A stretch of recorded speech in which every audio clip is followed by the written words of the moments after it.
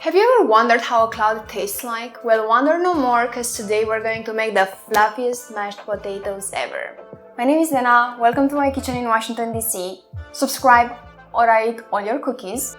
We're gonna try multiple recipes, different kind of potato, different types of dairies, taste them all and decide which is the best one. So, let's get cooking. Okay, we know we need some sort of a potato, dairy and salt, and for a basic mash, that's it. But what makes a mashed potato the greatest of them all?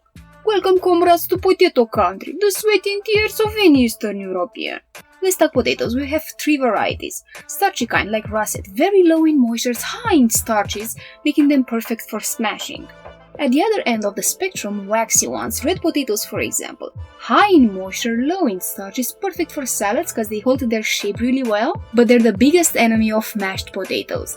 In the middle, the potato version of all-purpose flour, not too starchy or waxy, the almighty Yukon Gold. From all the academic research from Harvard University on potatoes, we know these starchy ones would yield the fluffiest mash because of all the starches in them.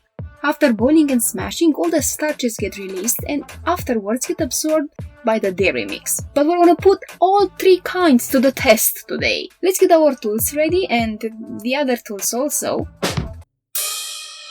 And get to peeling and cutting our potatoes into 1 to 2 inches cubes. Put them in a pot and pour cold water, not hot. Otherwise the potatoes will not cook evenly. The middle will be uncooked while the exterior will be overcooked. Add some salt and boil them until knife tender. This is not pasta, we're not going for al dente here. While our potatoes boil, let's talk tools. For smashing, the simplest tool, when the times are hard, is a fork. It's not great, but we'll get the job done. Next option, potato smasher. But my favorite one, a fine mash sieve. It's harder, but it will smash them very fine without making them gluey. Whatever you use, don't go for the food processor. That's a big no-no. The result will be gluey, gummy, because it smells like science? In a starchy potato, there are a bunch of little cells, we'll call them houses. Inside of a house lives Mr. Boblong, who hasn't met anyone in a long time because of this coronavirus isolation.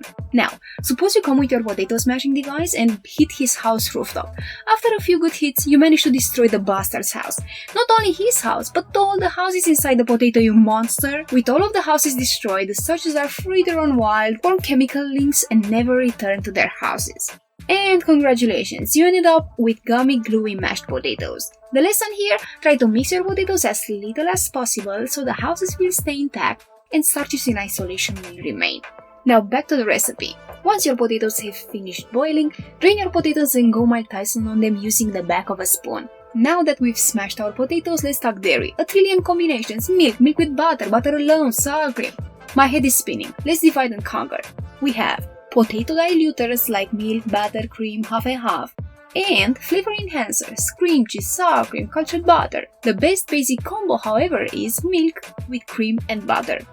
Optionally, you can add some herbs like thyme or rosemary, like I did here, crush garlic, then bring the mixture to a simmer. The mixture has to be hot, otherwise the cold shoulder will scare the potatoes, and it will not form a cohesive mass. Add it to the smashed potatoes bit by bit, cause otherwise, look here, if you add it all at once, you'll end up with potato soup, and nobody wants that. Also make sure to add some salt, very important for taste. Theoretically, your mashed potatoes are done now, but because this is the channel of extra, we have a final step. You don't have to do it, but come on, don't you wanna hang around with the cool kids? Toppings, of course, as our final step.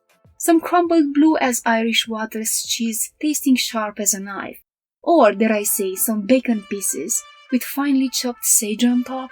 Now, let's check out the end product. First, the mashed red potatoes, supposedly the worst ones. And they really are the worst. As you can see, the low in starches potato base doesn't quite dissolve in the dairy mix, so the texture is not fluffy or creamy, and the mouthfeel is yucky.